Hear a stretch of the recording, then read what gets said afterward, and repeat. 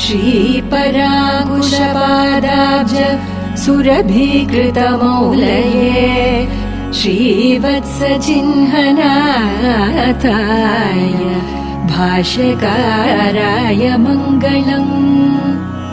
नाथ पद्माक्षरामार्य पादपङ्कजसेविने सेव्याय सर्वयमिनां यतिराजाय मङ्गलम्।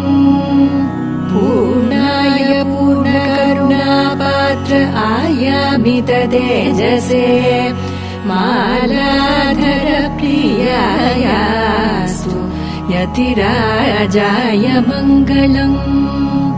संसेव्य यामुनाचार्यम् एकलव्योऽस्म्यहम् गुरोः इत्येवं वदते नित्यम्।